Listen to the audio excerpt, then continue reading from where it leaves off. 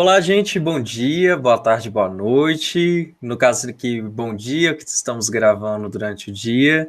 Estou aqui com a Luana Viana, que ela é doutoranda em comunicação pela Universidade Federal de Juiz de Fora e também membro, né, Luana, do grupo de pesquisa Laboratório de Mídia Digital também da Universidade Federal de Juiz de Fora e também membro do Conjor, né, da onde surge essa iniciativa que é o que trem é esse, né? Que a gente tenta aqui explicar um pouquinho sobre os conceitos que tem a ver com as nossas pesquisas que a gente desenvolve, né, ao longo da nossa passagem pelo Conjor e também em outros grupos de pesquisa e conceitos que acabam, de vez em quando a gente acaba esbarrando aí pela comunicação e é interessante a gente saber um pouco mais, né, Luana? Eu vou tomar um pouco de intimidade, até porque eu chamo a Luana de Lu. Então, Lu, fica à vontade também para dar uma palavrinha de início. Bom dia, eu queria agradecer a oportunidade de estar aqui falando um pouquinho. É sempre bom a gente falar das nossas pesquisas e popularizar também termos que a gente usa muito, né? É legal a gente ter esse espaço para explicar um pouquinho o que a gente pesquisa e com o que a gente dedica tantas horas, né, do nosso dia. Obrigada de novo pelo convite, pela oportunidade. Não, a gente que fica extremamente agradecido.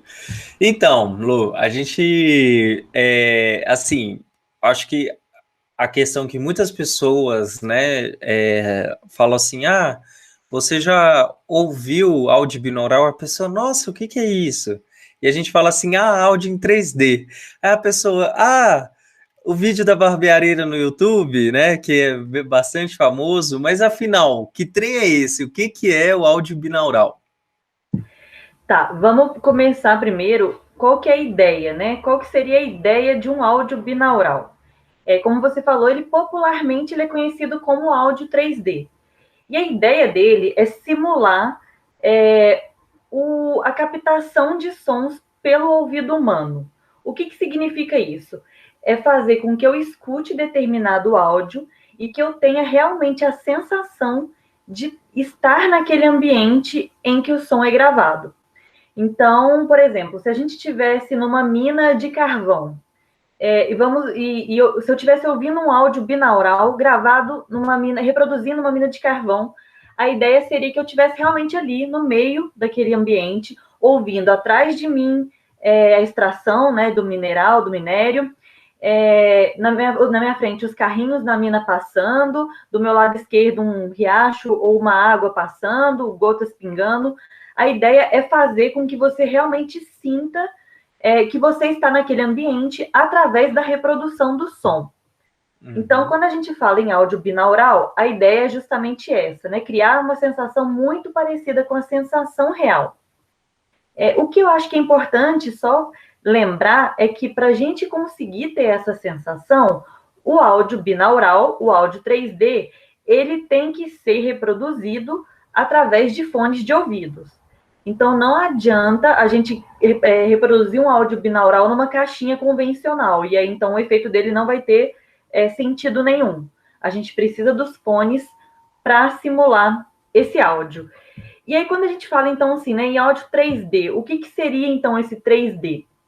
A ideia dele é que a gente perceba o som nas três dimensões, que são a frequência, distância. Então, assim, se um som Uhum. ele está perto ou está longe de mim, em qual direção esse som corre? Então, ele vem da minha esquerda para a minha direita, é como se fosse eu tenho a sensação de ter alguma coisa passando por mim, e a intensidade, né? Se é uma intensidade alta ou uma intensidade baixa.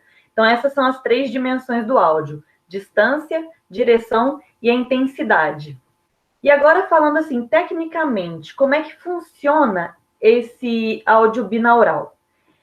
Quando a gente fala binaural, está falando de dois, né? São dois, bi. Então, a gente tem o som ele vem em uma frequência em um ouvido e uma frequência diferente num outro ouvido. Por isso que eu preciso dos fones. Certo. Essas frequências elas têm que ser diferentes uma da outra e inferiores a 1000 Hz. E aí, o que acontece? O nosso cérebro, ele consegue perceber como se fosse um terceiro som, não a da direita e não da esquerda. Ele percebe, na verdade, um terceiro que não existe, mas que é a frequência é a diferença dos dois sons. Então, assim, Certo. e quando ele consegue identificar essa terceira frequência, é isso que a gente chama do áudio binaural, e é o que faz com que a gente consiga diferenciar o distanciamento, intensidade e a direção.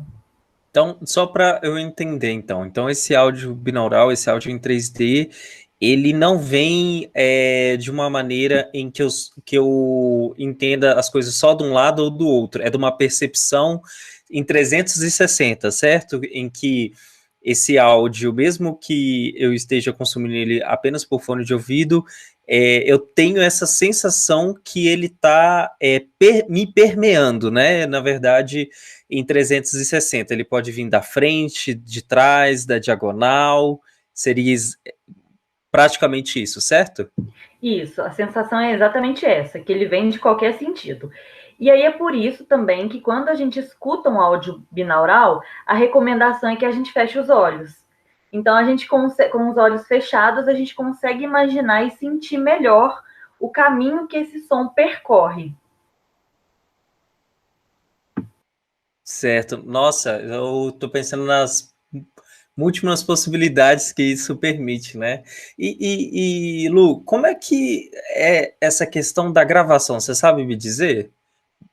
Como é um microfone próprio? As pessoas conseguem simular isso em programas? Como é que você sabe me dizer? Então, na verdade, tem até uma curiosidade nisso. Se você pesquisar aí da internet ou em qualquer outra plataforma sobre áudio, sobre um áudio 3D, né, com outras dimensões, a gente vai encontrar muitos áudios em 8D. E aí eu fiquei assim, gente, qual que é a diferença de um áudio 3D para um áudio 8D? E aí nessa pesquisa, eu descobri que o áudio 8D, ele é gravado um áudio normal, ele é gravado normalmente, e ele é transformado em outras dimensões através de um software de edição. Uhum. O áudio 3D, não, ele é gravado em 3D. Então, na verdade, o efeito deles vão ser muito parecidos quando a gente está ouvindo, mas o processo é diferente. O áudio 3D ele já é gravado 3D. E para isso, a gente precisa sim de um microfone específico. Ele é um microfone que tem que ser importado, não conheço fabricante brasileiro. Então, ele é um microfone de difícil acesso para a gente. Uhum. Existem formas, né, como eu disse, através de software, de você conseguir manipular isso, mas ele fica um pouco diferente do que quando ele realmente já é gravado com essa finalidade. E é verdade que esse microfone ele se assemelha a uma cabeça humana, né? Eu ouvi dizer que eles tentam simular a cabeça, né? Como que fosse uma pessoa ouvindo esses sons na hora de gravar. Ele, na verdade, a gente tem vários modelos, né, de microfones 3D, com gravação em 3D. Mas a mais famosa ela simula, na verdade, o que interessa para esse microfone é simular o ouvido. Porque aí os microfones eles são colocados dentro desse protótipo de ouvido, né? Você vê mesmo na ponta do microfone dois ouvidos, porque a ideia é que ele simule aqui o nosso ouvido e como que o som ecoa dentro dele. Então, assim, ele precisa criar as mesmas barreiras que o nosso ouvido tem até chegar no ponto do microfone de gravação, para ele conseguir realmente se assemelhar o mais possível aos ouvidos humanos e reproduzir essa sensação. Nossa, muito legal. E agora, Lu, existe uma diferença entre áudio binaural, né, e áudio imersivo, que inclusive é o que você pesquisa, né, no seu doutorado. Tem como você falar um pouquinho da sua pesquisa e depois falar da diferença? Sim, na verdade, só para eu explicar um pouquinho melhor. O áudio binaural, ele é um tipo de áudio imersivo, tá? Ele não é uma coisa diferente. A gente tem um áudio imersivo e dentro das categorias de áudio imersivo, a gente tem o áudio binaural, é um recurso para ele. Então, assim, o que eu pesquiso no doutorado? A ideia é justamente identificar quais são as estratégias narrativas que vão potencializar o consumo imersivo de um áudio, de um podcast. O que significa isso? O que a gente pode construir dentro de uma história, quais recursos a gente pode usar para fazer com que o ouvinte se sinta dentro daquela história, né, que é contada, que é narrada. Então, assim, aí a gente tem duas coisas ainda. Existem tecnologias que vão contribuir para essa sensação imersiva, que é justamente o áudio binaural. Então, ele é da parte das tecnologias. E a gente tem as partes narrativas que vão contribuir para essa sensação. Então, na minha pesquisa, eu olho justamente para as partes narrativas. O que tem que ter dentro de uma história, como que essa história tem que ser contada para proporcionar uma sensação de imersividade para o ouvinte. E aí, eu só queria fazer também um parênteses, porque quando a gente fala de áudio, a gente tem o áudio, na verdade, ele já é um formato imersivo por essência. Independente de se ele é 3D ou não, o áudio ele já tem essa capacidade de fazer a gente transportar para outros lugares, né? Então, se você escuta uma matéria gravada no meio de uma rua, ou quando você ouve um barulho da praia, então, meditação usa muito isso, né? Coloca sons ambientes, você fecha os olhos e você consegue transportar para aqueles lugares. Então, o áudio ele já tem essa característica de imersividade, ele já tem por essência isso.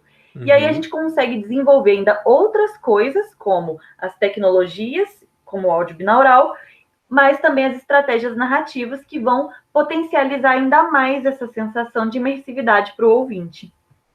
Nossa, imagino que deve ser uma pesquisa também muito difícil de ser feita, né? Porque da mesma maneira que o áudio ele abre múltiplas possibilidades, né? Igual você está dizendo, de imersão, também existe múltiplas possibilidades de você tentar estudá-lo, né? De diferentes metodologias, de diferentes formas. Então, acredito que seja um trabalho muito difícil também, né, Lu? Assim, o desafio, ele é grande, mas, e a minha pesquisa, eu optei por não trabalhar com não é uma pesquisa de recepção, tá? Então, assim, eu não faço grupos focais, eu não faço entrevista com as pessoas, não vou atrás da opinião dessas pessoas. A ideia é justamente olhar para o conteúdo, para aquilo ali, para a produção, e tentar identificar nessas produções o que pode ser caracterizada como uma estratégia imersiva. Então, é muito assim, mais a relação direta com o objeto do que com a sensação de outras pessoas. Legal. E, Lu, agora, você tem algum texto, alguma referência que você já produziu, seja em relação, então, a áudio binaural e também áudio imersivo, que você possa indicar? Eu publiquei um artigo agora recentemente na revista EJM, que é Estudos em Jornalismo e Mídia, da Federal de Santa Catarina. Foi um dossiê sobre os 100 anos do rádio. E eu publiquei um artigo lá que chama Áudio imersivo em podcasts, o recurso binaural na construção de narrativas ficcionais. Esse é um desses trabalhos. Inclusive, existe um desafio muito grande hoje de usar o binaural na construção de produtos jornalísticos. Então, esse artigo ele foca muito nas produções ficcionais, né? Que é muito mais fácil de você manipular ali. E no jornalismo você não pode manipular a realidade nem os acontecimentos. Então, é uma lacuna que a gente tem hoje ainda são estudos de áudio binaural aplicados ao radiojornalismo. E eu acho que merecem certa atenção.